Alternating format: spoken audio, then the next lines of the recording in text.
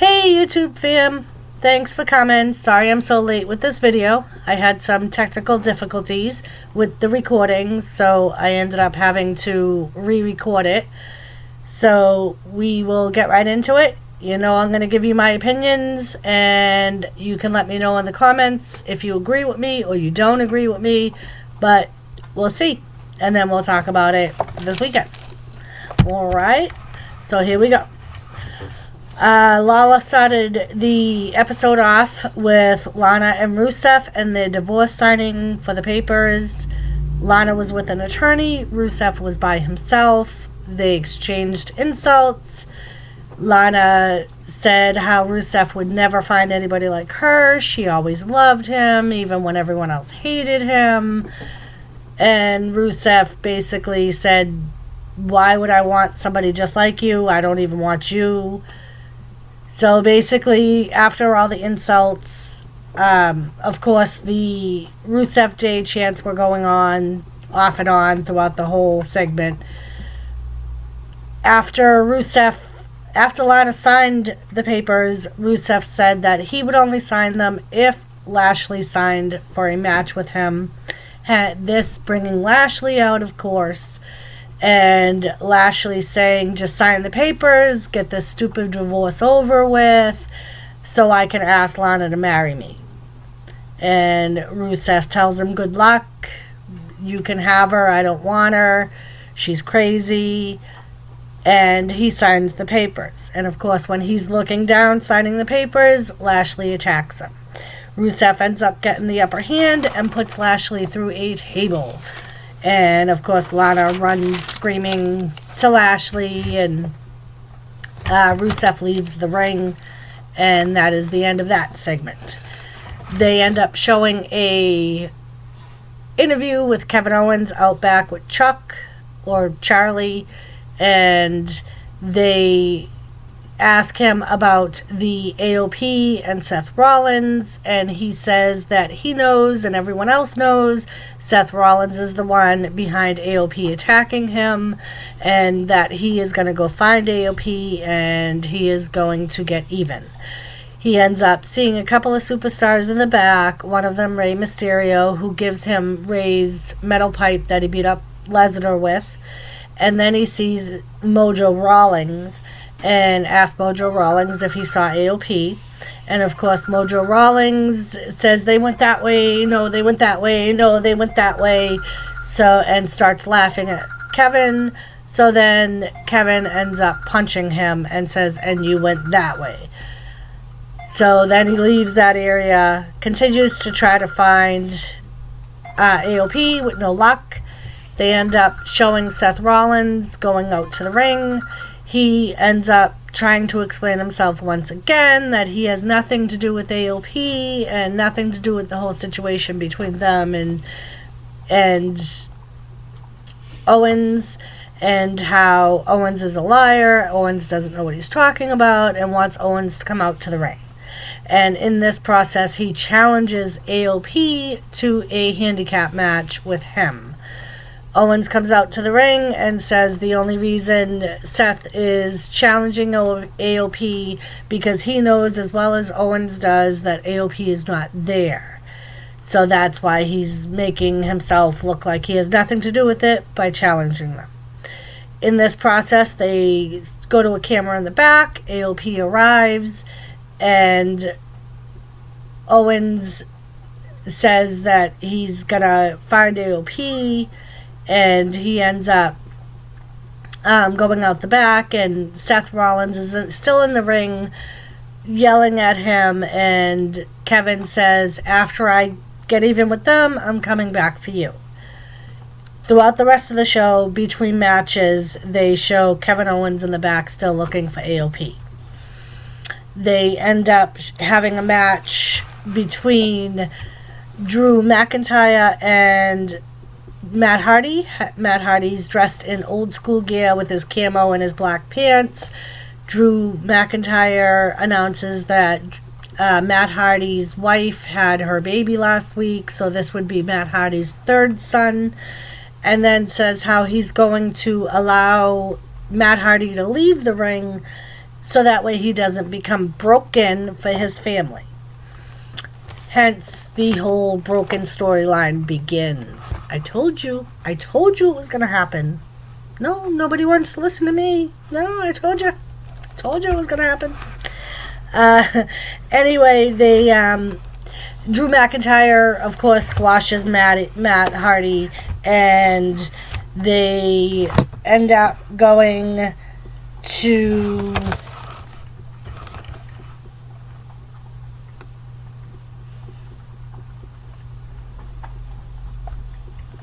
they end up showing Charlotte Flair and Becky Lynch in the back, and Flair asks Lynch, do you want to be Becky Two Belts again? Team with me to take on the Kabuki Warriors. And says how she hates Becky, but she hates them even more. You know, the my enemy is your enemy type of thing. Let's be friends. And Becky says absolutely not. She's taking on the Kabuki Warriors herself tonight. And Charlotte says good luck with that. The Viking Raiders have a match. They actually go out to the ring and do a open challenge for the tag titles. Street Profits answer that. And this is another thing that drives me insane. This is another team or more talent from NXT that they build up in NXT just to bring over and end up having be B-rated wrestlers who you never see. They basically get squashed by the Viking Raiders, of course. They end up doing the arm bang with them afterwards, and they all leave the ring. That was when Rollins came out. I kind of combined it with the other Owens segment, but it was actually there was some space in between. And when Rollins comes out, he tells them that he's got no business with them, but if they want to stay out to hear what he has to say, they can. And they kind of just, both teams look at him and discuss and leave the ring. And then that's when Owens comes out, and then after that, Sami Zayn ends up going out to the ring with Kevin Owens and calls Kevin Owens out in the ring. He's with Mojo Rawlings. He says how Kevin Owens needs to apologize to Mojo Rawlings. He had no right hitting him. That Mojo Rawlings is a good guy. And Mojo Rawlings ends up mouthing off to Kevin Owens. Sami Zayn's telling him don't talk to him when he's got a pipe like that. He's crazy. He's got that look on his face. And of course, Owens ends up beating the crap out of Mojo Rawlings. And after that, leaves the ring to continue looking for AOP. They had a match between Alistair Black and Akira Tawaja. I'll show you his picture. Tawawa. I think it's Tawawa. Anywho. Like I said, I'll show you his picture. And of course, Alistair Black squashes him, kind of plays with him a little bit, throws him around the ring. He's this little itty-bitty guy. During that match, they have an announcement that it will be Alistair Black versus Buddy Murphy at TLC. Buddy Murphy does a promo during the match. And then right after that match ends, Buddy Murphy has a match. And during that match that he has with Zack Ryder, they have Alistair Black do a promo during Buddy Murphy's match. They did an interview with Humberto Carrillo, and Andrade interrupts, and they yell back and forth in Spanish. Andrade challenges Carrillo to a match tonight, says let's go out right out to the ring. Zelena's unhappy because he did that, but ends up following him out to the ring.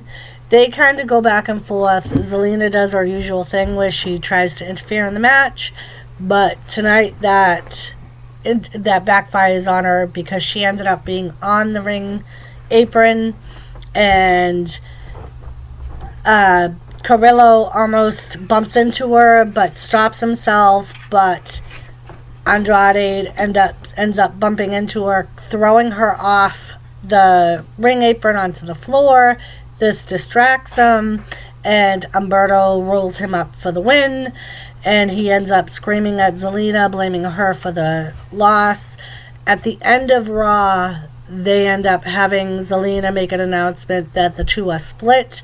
They are no longer business partners, and they're going their separate ways.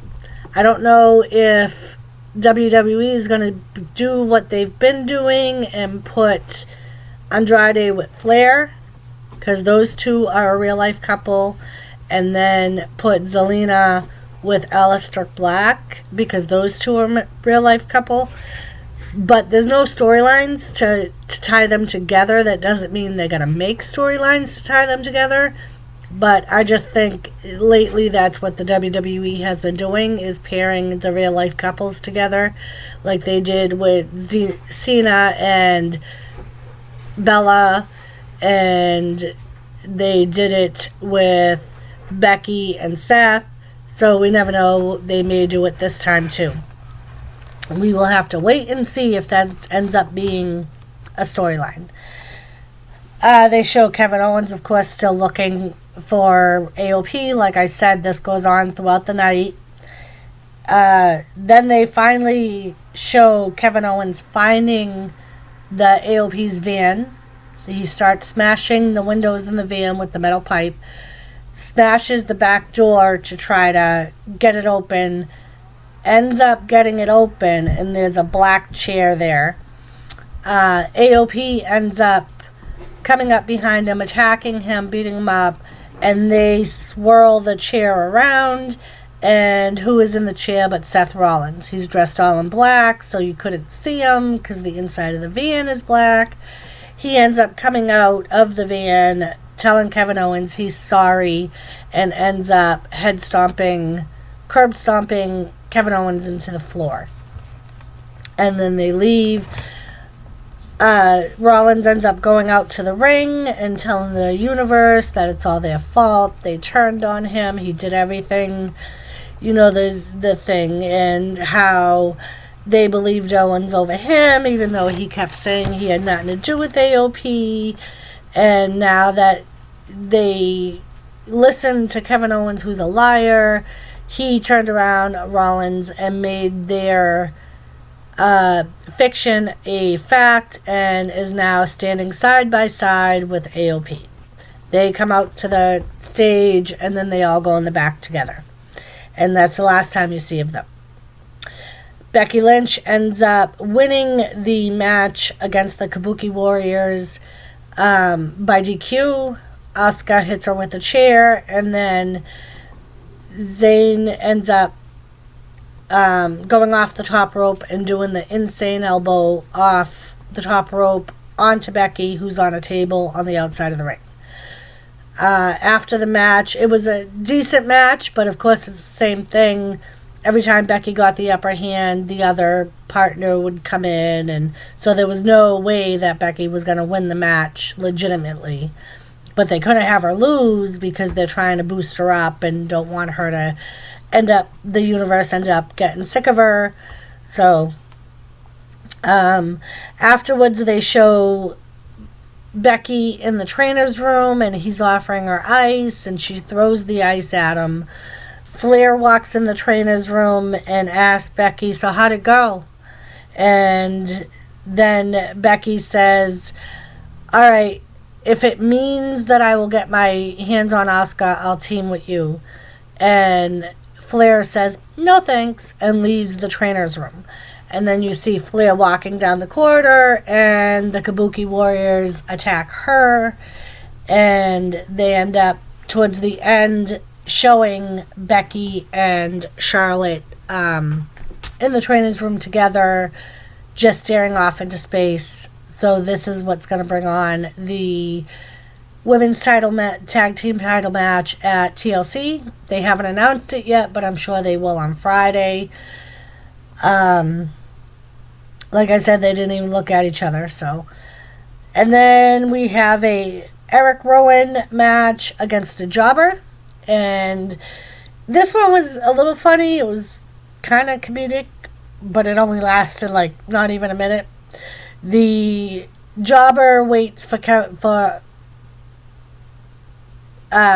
Rowan to get into the ring, and he waits for the ref to ring the bell. He slides out of the ring, runs around the ring, gets the cage, and runs up the walkway where they come out. Rowan ends up chasing him. He puts the cage down on the stage and runs around the announcers, through the audience, all the way back to the ring, and tells the ref, start counting, start counting.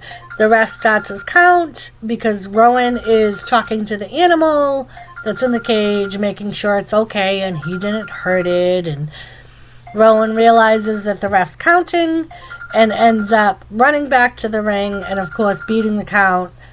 Beats the crap out of the jobber, yelling at him, what's the matter with you? You're so stupid. And, of course, pins him. And then your main event was Rey Mysterio with AJ Styles for the U.S. belt. And, of course, we have the club that was out there. They attempted to get involved and couldn't.